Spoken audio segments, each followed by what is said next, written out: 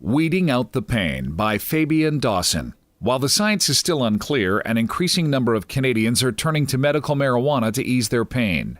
When doctors removed a cancerous tumor in Daphne Elisama's breast, she got a new lease on life. The surgery, however, left her with a legacy of pain. "I just couldn't function," said the 41-year-old Montreal-based jurist who is being prescribed opioid painkillers to deal with her suffering. One time, Elisama says the opioid pills paralyzed her. "It was a terrifying experience. The doctor said I had complex regional pain syndrome," said the former federal government training coordinator. The constant stabbing in her arm and chest and migraine attacks were to be a fixture in her life. Elisama then turned to cannabis. "I began using a CBD-based oil, and it helped to ease the pain. I can function like a normal person," said Elisama, who has put her legal career on hiatus to be the voice for CFAMM, or Canadians for Fair Access to Medical Marijuana. Today, Elisama's ordeal reverberates across Quebec as she champions patients' medical marijuana rights to help shape the legislation that will soon govern our country. Like Elisama, Rachel Jansen of Kingsville, Ontario, was desperate for a solution for her arthritic pains. "Medical cannabis is an answer to my symptoms," she says. "Facing a lifetime with rheumatoid arthritis is frightening to say the least."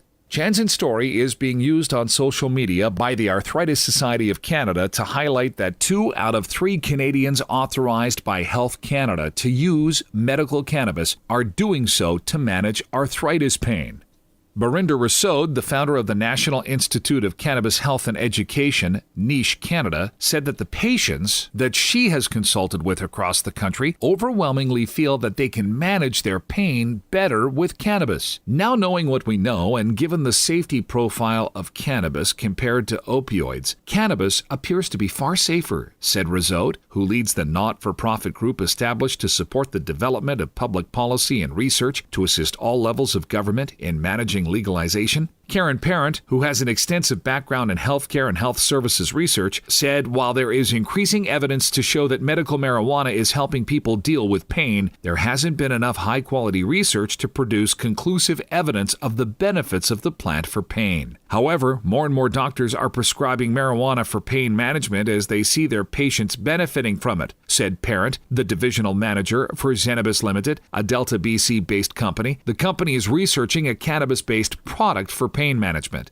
"Currently, there aren't enough well-defined recommended doses available," said Parent. Cannabis sativa has a long history of utilization as a fiber and seed crop in China. Its achenies, or seeds, as well as other plants, have been recorded in Chinese medical texts for more than 2,000 years, according to research published by Frontiers in Pharmacology. The ancient applications of cannabis in Chinese medicine include treatments for pain and gout, among other ailments. Professor Cedric Chung, president of the Chinese Medicine and Acupuncture Association of Canada, said the Chinese were the first civilization to cultivate and use the plant extensively. Chung says that he's been seeing an increasing combination use of acupuncture and marijuana to treat addictions and pain. While acupuncture stimulates the better functioning of damaged body functions, marijuana alleviates stress, discomfort, and pain. "Some of my patients are asking for this," said Chung.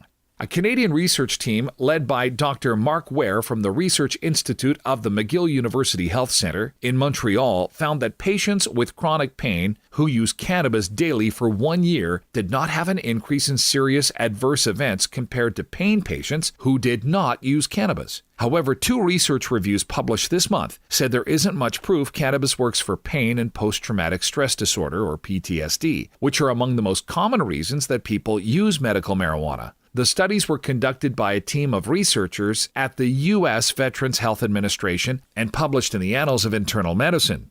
Commenting on the U.S. study, Dr. Winfried Hauser, a pain specialist at Klinikum Saarbrücken in Germany, said the cannabinoid tetrahydrocannabidiol, or THC, affects regions of the brain involved in regulating pain, emotion, stress, and memory. However, Dr. Hauser stressed that until more research is done, medical cannabis is no magic pill. Magic pill or not, for users like Daphne Elisama and Rachel Jansen, medical marijuana has changed their lives. For them and thousands of others in Canada, medical cannabis is the most effective treatment for pain.